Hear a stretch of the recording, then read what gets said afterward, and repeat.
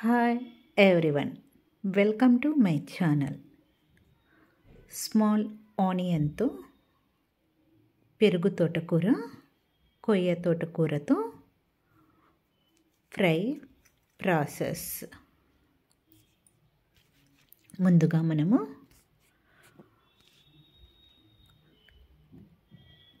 ఒక కొయ్య తోటకూర కట్ట, ఒక పెరుగు తోటకూర కట్ట తీసుకున్నాము. ఇది పెరుగు తోటకూర. అన్నీ శుభ్రంగా వలిసి వాష్ చేసి పక్కన పెట్టుకోవాలి. కట్ చేసుకొని స్మాల్ బేబీ ఆనియన్ అన్నీ పీల్ రిమూవ్ చేసుకోవాలి. శుభ్రంగా పీల్ రిమూవ్ చేసుకుందాం. కొయ్య తోటకూర, పెరుగు తోటకూరని శుభ్రంగా వాష్ చేసి ఒక ప్లేట్లోకి పెట్టుకున్నాను. బేబీ ఆనియన్, స్మాల్ ఆనియన్ని కూడా శుభ్రంగా పీల్ రిమూవ్ చేసి ఒక ప్లేట్లో సైడ్న పెట్టుకుందాం.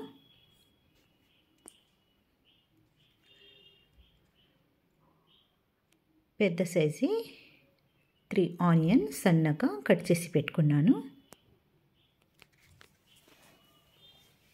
స్టవ్ మీద ఒక కడాయి పెట్టి ఆయిల్ 4 to 5 teaspoon ఆయిల్, ఆనియన్ని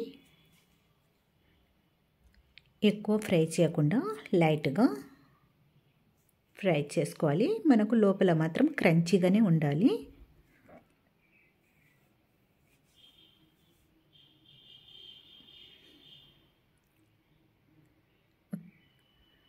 లైట్గా ఫ్రై చేసినాక ఒక ప్లేట్లోకి తీసేసుకుందాం. ప్లేట్లోకి తీసేసుకున్నాం ఆనియన్ని. అదే ఆయిల్లో ఆనియన్ని ఫ్రై చేసుకోవాలి. బ్రౌన్ కలర్ వచ్చే వరకు ఫ్రై చేయాలి.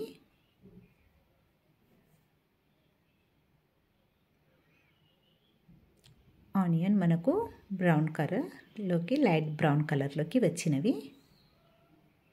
గ్రీన్ మిర్చి ఒక 10 గ్రీన్ మిర్చి వరకు సన్నగా కట్ చేసి పెట్టుకున్నాను.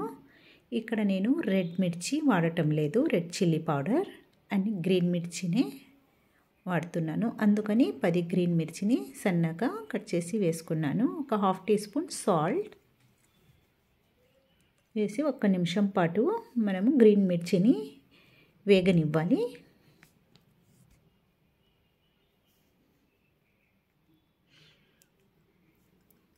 టర్మరిక్ 1/2 teaspoon,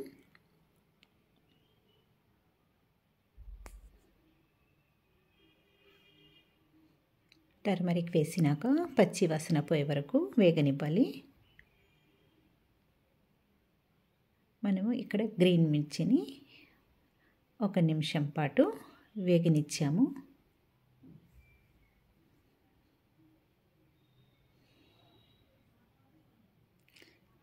శుభ్రంగా వాష్ చేసి పెట్టిన కొయ్య తోటకూర, పెరుగు తోటకూరని ఆనియన్లోకి వేసేసుకుందాం.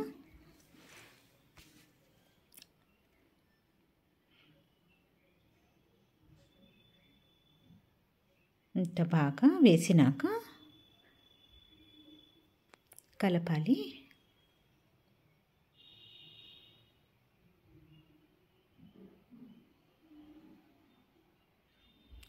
మనకు ఇంకా వాటర్ వేయకూడదు. వీటిలో ఉన్న వాటర్తోనే మనకు ఆకుకూర మగ్గిపోతుంది. ఎక్కువసేపు టైం పట్టదు. మనకు మూత పెట్టి లో ఫ్లేమ్ మీద మగ్గించుకుందాం.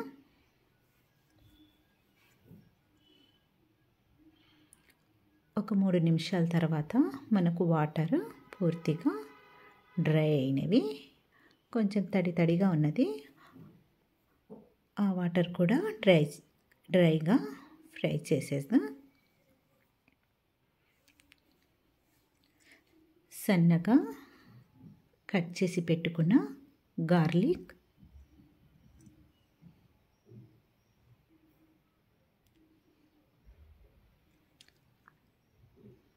ఫ్రై చేసి పెట్టుకున్న బేబీ ఆనియన్, స్మాల్ ఆనియన్ ఇవి రెండు వేసినాక ఒక 2 నిమిషాల పాటు వేగనివ్వాలి. 2 నిమిషాల పాటు.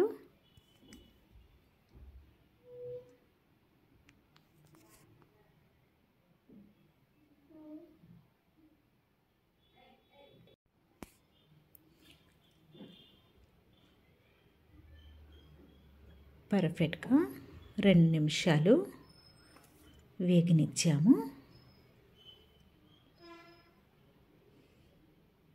ఒక ప్లేట్లోకి తీసుకుందాం.